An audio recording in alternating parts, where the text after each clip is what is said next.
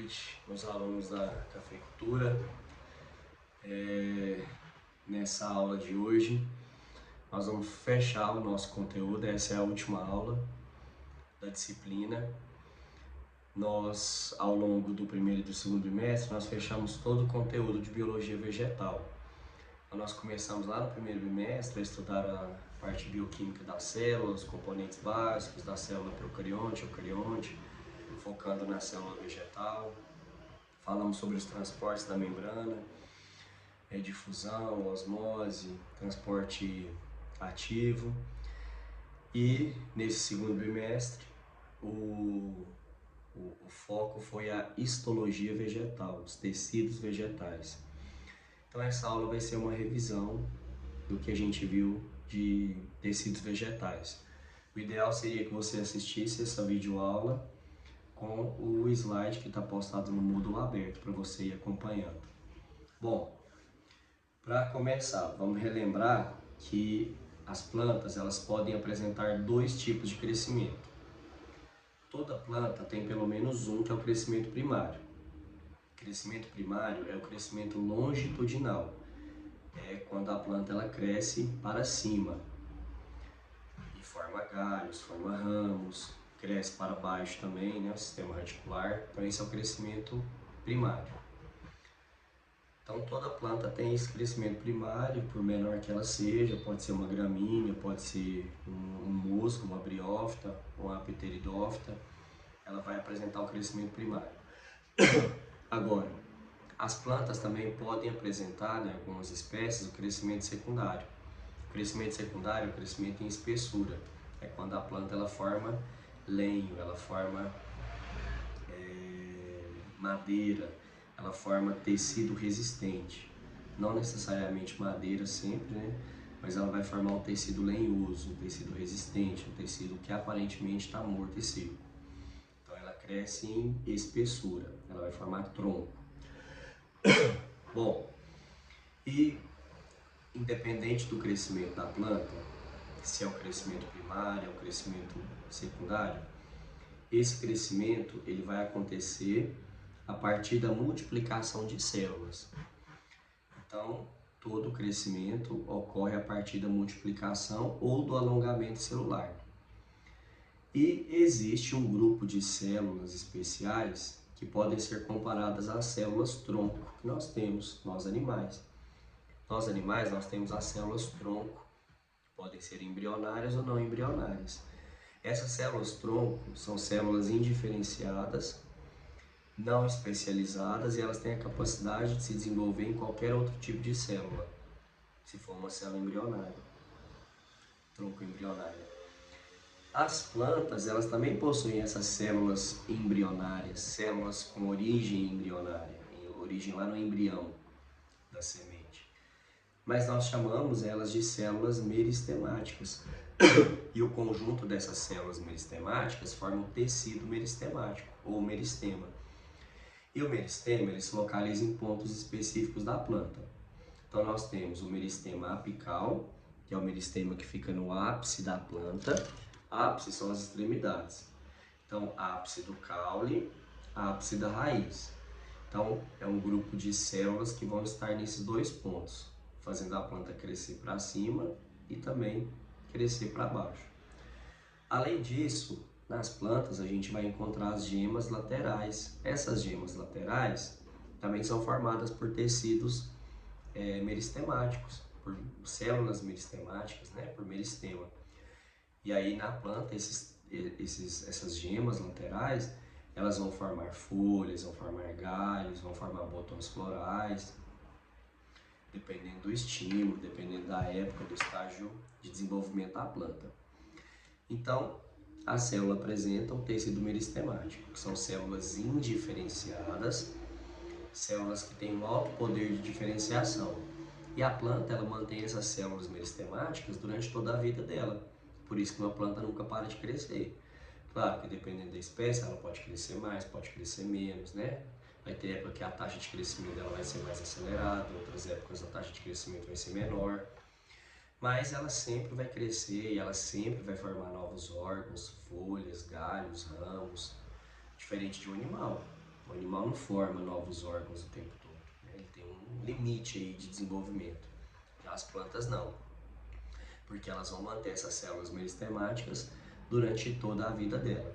As células meristemáticas elas vão se multiplicando à medida que algumas vão se diferenciando em outras células, as outras meristemáticas vão se multiplicando para sempre ter mais célula meristemática. Bom, essas células meristemáticas, elas são pequenas, elas têm um núcleo bem grandão, um núcleo volumoso e vários vacúolos pequenos. Aí, à medida que ela vai se diferenciando, diferenciar quer dizer se especializar em alguma outra célula, uma célula com uma função específica. Então, à medida que ela vai diferenciando, ela vai mudando as suas características.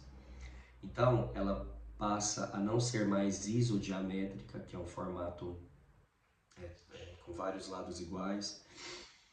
Ela passa a ter um núcleo pequeno, então ao invés de ser aquele núcleo grandão, volumoso, vai ser um núcleo pequeno. E aqueles vários pequenos vacúolos vão se transformar em vacúolos menores, em um grande vacúolo, perdão. Um único vacúolo bem grande. Lembrando que vacúolo é a organela que armazena água, armazena ar, pode armazenar toxina, isso a gente aprendeu no primeiro bimestre. Bom, então a diferenciação é quando a célula vai se especializar em algum tecido. Agora voltando a falar dos ápices, do ápice do caule e do ápice da raiz. Nesse ápice do caule e no ápice da raiz a gente tem células meristemáticas em regiões diferentes. Então, por exemplo, imagina que aqui é o caule. Nessa região aqui, ó, mais externa do caule, a gente vai chamar de protoderme. Na protoderme, nós temos células meristemáticas que vão formar a epiderme, que é o tecido de revestimento. Mas aqui no centro, na região medular, na parte mais interna, nós temos o procâmbio. Esse procâmbio vai formar xilema e floema, que são tecidos de condução. Agora, entre a protoderme e o procâmbio, ou seja, nesse meiozinho aqui, ó, nós vamos encontrar um meristema chamado meristema fundamental. O meristema fundamental vai formar parênquima, colênquima e esclerênquima, que são outros tecidos primários. Então, mais uma vez, ó, imagina que aqui é o ápice do caule, poderia ser o ápice da raiz, porque é a mesma coisa. Aí na região mais extrema ou mais externa, aqui na periferia, nós temos as células meristemáticas formando a protoderme. A protoderme vai formar a epiderme.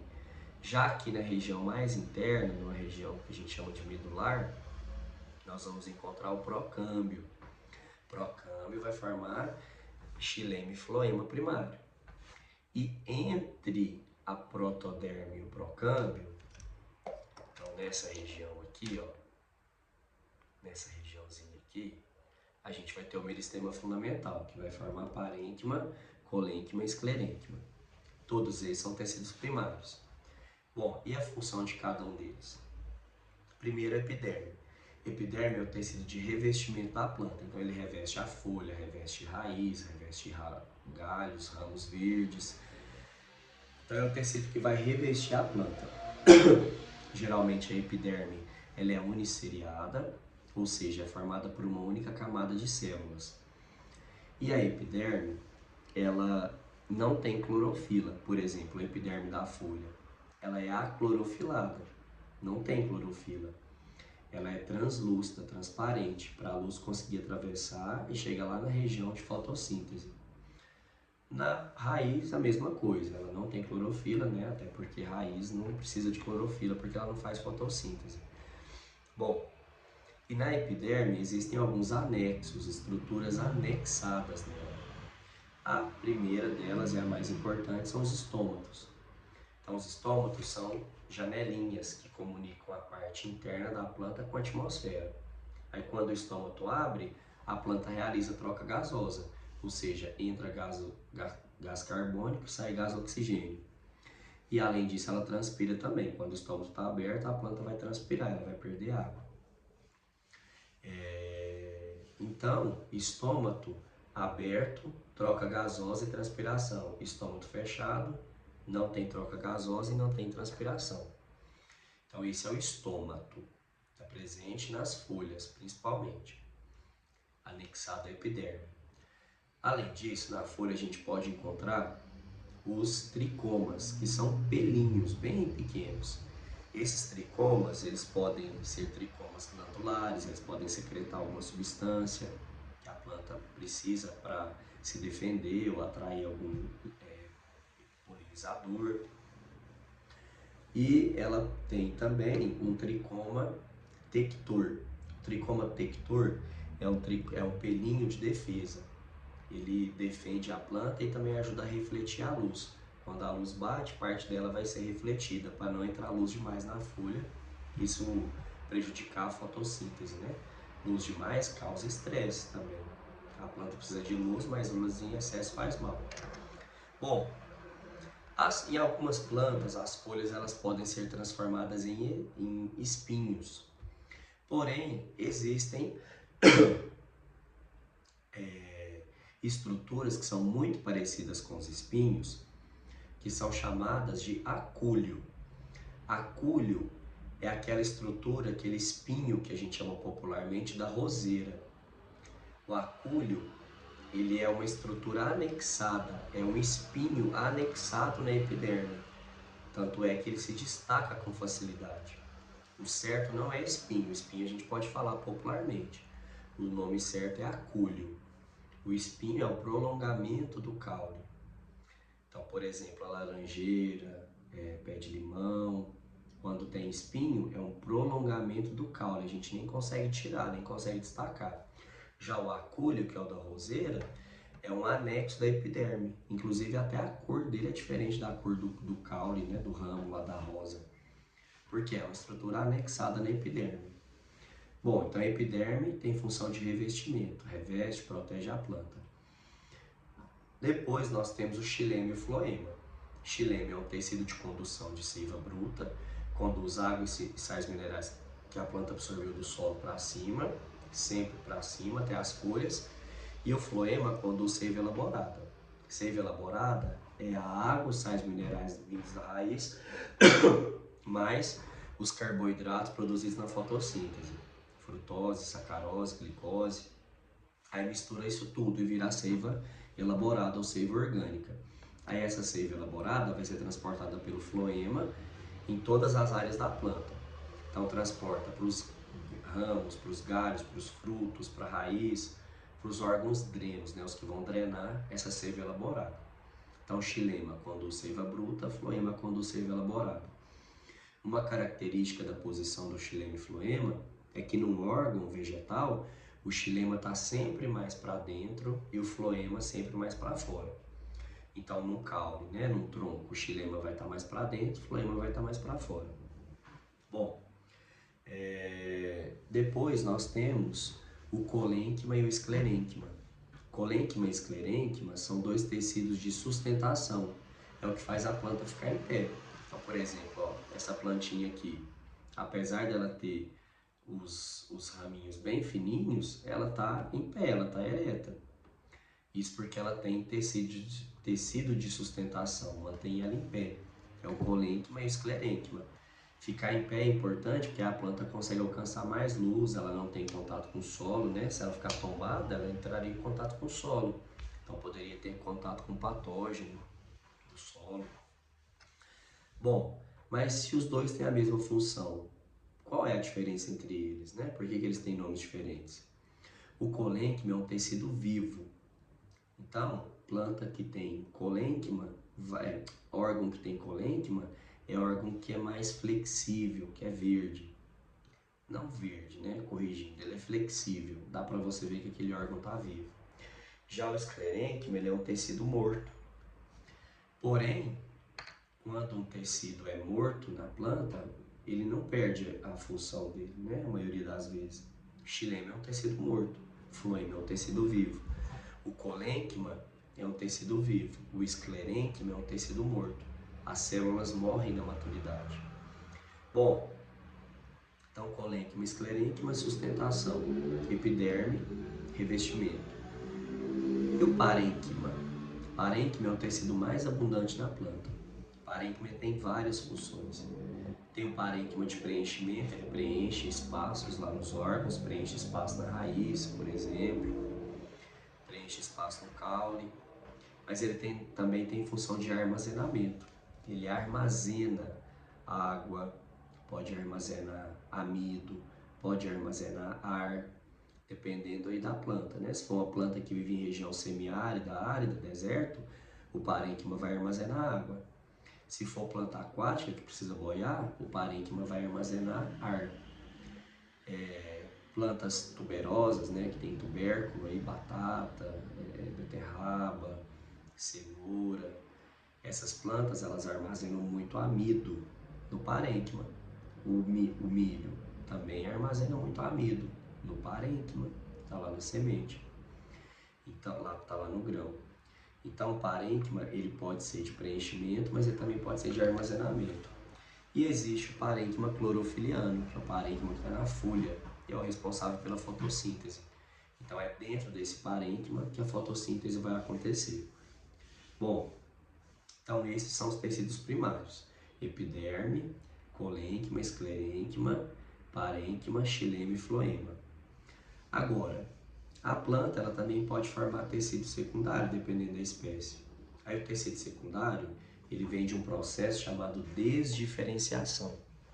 A desdiferenciação acontece da seguinte maneira: é como se a célula rejuvenescesse. Então, uma célula parênquimática, parcialmente já especializada, ela volta a ter características embrionárias. Então, ela volta a ser uma célula meristemática, como se fosse um adolescente que volta a ser criança, um jovem adulto que volta a ser criança. Então, uma célula parênquimática parcialmente diferenciada volta a ser célula meristemática. A gente chama isso de desdiferenciação. E aí essa célula meristemática, ela vai agora se diferenciar em célula do câmbio vascular ou célula do felogênio. Câmbio vascular é o tecido meristemático que vai formar xilema e floema secundário. À medida que a planta vai crescendo em espessura, ela tem que formar mais xilema e mais floema. E aí ela vai formar a partir do câmbio vascular. E no caso do felogênio, lembrei, né? Fugiu aqui. O felogênio, ele vai formar a feloderma e o suber, que juntos formam a casca da planta. Então, aquelas árvores que têm tronco com casca, essa casca ela é formada a partir do felogênio, que vai formar a feloderma, e o suber, que são dois tecidos de revestimento de crescimento secundário. Então é isso, pessoal. Assistam essa videoaula, façam os exercícios que eu estou enviando para vocês, e qualquer dúvida eu estou à disposição. Grande abraço.